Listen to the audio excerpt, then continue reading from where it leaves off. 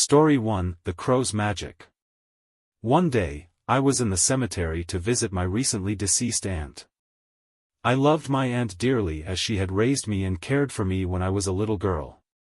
However, I had been abroad and hadn't seen her before her passing. I felt deeply saddened as I returned home and realized I hadn't bid her farewell as she had always wished. I went to her grave, feeling immensely sorrowful, unable to see through my tears. I refused to have anyone accompany me, as she was buried in my parents' grave, and I wanted to be alone with her. It was late afternoon, and the cemetery was silent during that time of day. I sat there, reading the Quran to her, weeping bitterly as I couldn't see her as I wished. As I sat there, an old lady entered the cemetery, dressed in black, followed by a large flock of black crows. I didn't know where the crows came from or why there were so many of them. I felt a sense of dread and fear as the old lady passed by me, casting a long, unsettling glance my way. It felt as though my heart would stop from sheer terror. Out of curiosity, I followed the old lady with my gaze as she wandered among the graves and sat in front of one of them. The crows emitted eerie sounds from above the graves. I stood there, curious to see what the old lady was doing, but I couldn't see her or anything else. I won't say I wasn't afraid, the situation was terrifying, but I was also afraid that something bad might have happened to the old lady. I approached my aunt's grave, only to find not her, but a dead crow on the ground and a picture of a beautiful young girl. The picture was adorned with many strange symbols and shapes in red ink, resembling blood. I felt disgusted and puzzled. I took the picture, looking at it with curiosity and trying to understand, but it felt as cold as ice. Suddenly, I felt a sharp pain in my hand and heard the old lady scream, as if she had appeared out of nowhere, admonishing me about my impending terrible fate. I looked at her in horror, dropped the picture, and rushed out of the cemetery, screaming in terror with the cawing of the crows echoing in my ears. I couldn't understand what had happened. Was the woman practicing witchcraft on someone? After that, my condition changed completely, and I became severely ill, constantly bleeding profusely without cessation. I visited many doctors, but there was no diagnosis for this severe bleeding, and all tests came back normal. They suggested that my psychological state due to the loss of my aunt might be causing it, but it wasn't that simple. I know the reason. After that, I went to a sheikh recommended by a friend of mine after I told her about it. The sheikh told me that I was afflicted by envy and that there was magic that had affected me. He taught me many verses, but my condition hasn't improved until today. I don't know if I'm really bewitched, and I don't know what I sensed with my ears, but I'm truly exhausted in every sense of the word. Story 2: The Path to Destruction. The girl was passionately drawn to the world of jinn and demons, eagerly consuming any information related to them, firmly believing in their existence. She constantly searched for evidence to prove their existence and their ability to harm us with evil and other hidden matters known only to Allah. If she was told to go to a certain place at a certain time, she would find something that would indicate what she was looking for, related to the world of jinn. She went without considering the consequences, even if they were grave. She didn't care about anything in life at all, not even her safety and security. She always followed her curiosity. One day, her friend told her about a book she had read multiple times, explaining facts about the world of jinn. The girl took the name of the book from her friend and embarked on a journey to find it. She left no stone unturned in her quest to enter a world full of hidden secrets known only to the elite, secrets that could only be revealed to a select few by the kings of jinn and demons. After months of searching, the girl managed to find a copy of the described book. She sat down after preparing the atmosphere so that no one would interrupt her solitude and indulged in the book and its contents.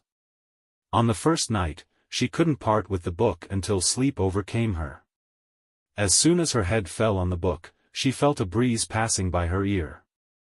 It was a somewhat cold breeze. She woke up startled, not having prayed her obligatory prayer for the satisfaction of her Lord, nor taking any rest for her body. Instead, she continued reading the cursed book until she fell asleep again. What she saw in her dream made everyone in the house wake up in panic from the sound of her screams. Her mother came to comfort her, but the girl screamed in her face. Her mother then started reciting the Quran, and as soon as she returned to her normal state, the girl began to cry bitterly. She began recounting the dream she had, which she didn't consider a dream but rather a reality.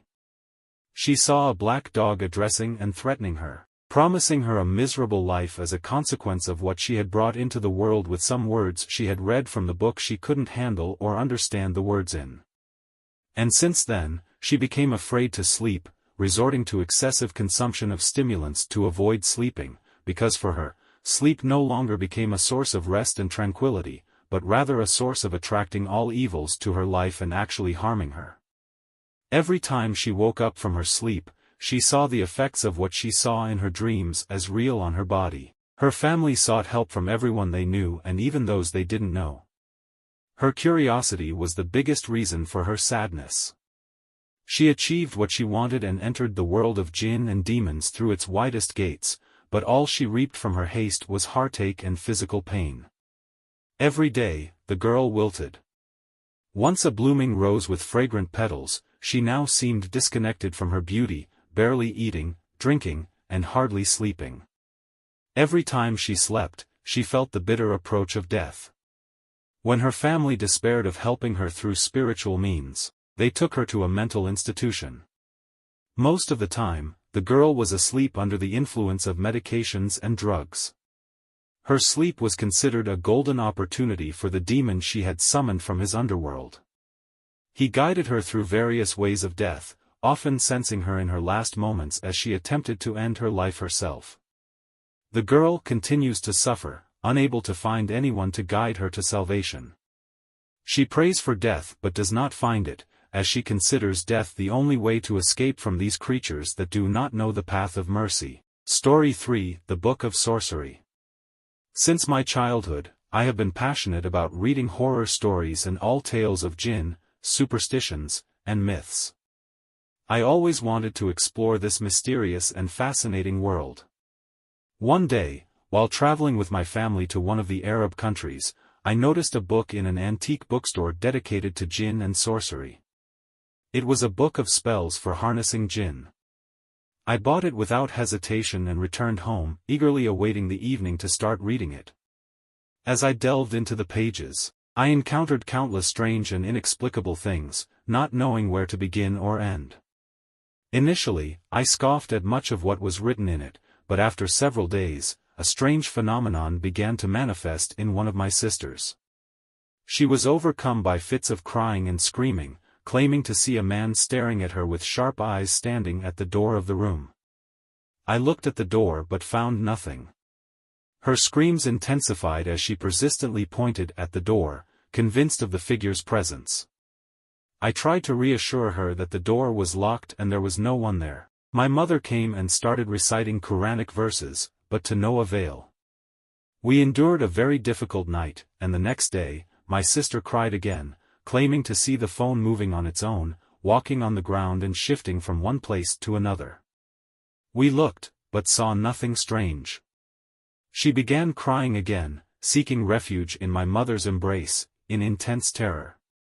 These events repeated for several days until we took her to a doctor, who referred her to a psychiatrist. The situation puzzled us greatly until we were compelled to take her to one of the elders. When he recited Quranic verses on her, her crying and screaming became even more terrifying. After 3 consecutive days of regular recitation of exorcism rituals, her condition somewhat stabilized, although her face remained pale due to the fear she had experienced and the many sleepless nights. Days passed, but my curiosity did not cease at this point. On the contrary, my desire to see jinn and delve into the mystery of this unknown world increased. From time to time, I would read in my book until I found a way to dive into the world of jinn, but it required that the person be impure to do so. I had never considered the danger of continuing with this matter. Curiosity had led me to the extreme, so I took a piece of the bread and placed it in the bathroom. At that moment, I felt a sense of fear, with tingling all over my body. I began to feel horror and panic, without knowing the reason. I rushed out of the bathroom, clutching the piece of bread in my hand, crying a lot that night, feeling as if there were people hovering around me.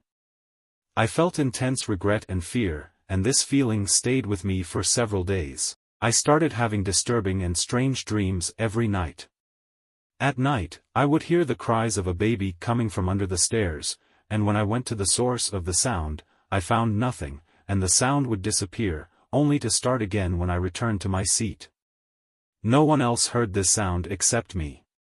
Sometimes, when I was alone in the house, I felt someone passing by me like a cold breeze, and I heard a strange whisper near me, so I would start reciting verses from the Quran until the sound disappeared.